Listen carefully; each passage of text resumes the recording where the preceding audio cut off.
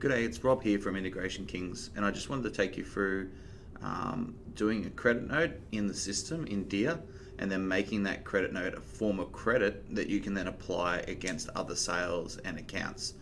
This is the correct method of dealing with credit notes within Dia. We shouldn't be doing it through Xero, we should do lines of credit within Dia. So I'll take you through it now and switch the screen. Okay, so the first couple of two ways, there's two credit notes in the system. The first credit note is a service credit note or sales credit note.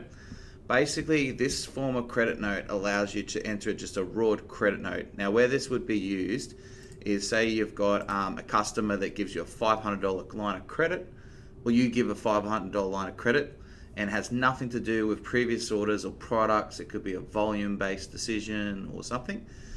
You'll basically come in here and fill out the various requirements. So, the customer's name, details, day of the credit note, everything. You'll choose your particular product. So let's just, you could create one. It's a service item basically. So let's just say we're going to do it for rounding, and we're going to issue, one, and we'll make $10. We're just going to issue a line of credit. We'd authorize that credit note in the system. Now you do have to choose a sale rep. I forgot to choose that, and that will go off against their account in the system. So by choosing the sale rep for this line of credit, if you're running a sales report, if you've issued out a line of credit, it'll actually adjust that on the sales reps reports as well. Okay, that's the first step. Then the next step in this case is, if you physically do pay it out, you can choose to physically refund it down here, nominate the particular bank account in the Xero file it came out and the date, and pay it out. And then you'd go physically pay it out of the bank and reconcile your bank account. That's case number one on a service type credit note. The next case is where I actually want to offset against other outstanding debts, or I want to hold it as a form of credit. So this is where I select the plus customer credit. I give it a reference and then hit create, and it will create a form of customer credit. So basically that credit note will fire down to Xero and will sit as a form of credit. But in the system here, this creates a line of credit in the file, and we'll show you where that can be viewed slightly in a moment. The next form of credit note is when you're against a sale. So this is more, we would recommend using this where you've done a sale and one item in the sale is faulty and you want to give a form of credit.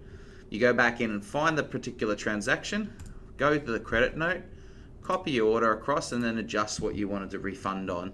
So you're putting in how you want to refund, and you're refunding against the product. So it does go into your reporting around that particular line of product. You can also refund freight or service items here, and then you would authorize that. It will then go unstock it, so it'll restock it into the system, like check it back in, and you authorize it, and the process is done in that process. However, if you go back to the credit note, just like the one before, we can choose to physically refund it, or we can choose to add it to our line of credit, which I'm going to do again. Okay, so add it to the line of credit. Now you'll see, obviously that one have to be taken out. So it's now added that to the line of credit in the system. It's created a credit note, but it's added to line of credit. What this is now doing is building a register of credit within the system.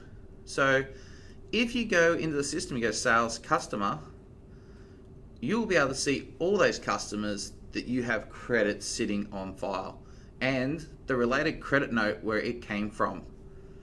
This is a great function in the fact that you can actually keep track of what you owe back to people, and you can then use that to offset against future sales. We highly recommend using this function because it makes it a lot easier. So now you've got your credit register going for each customer. How do we use it? So I'll take you through how do you use it.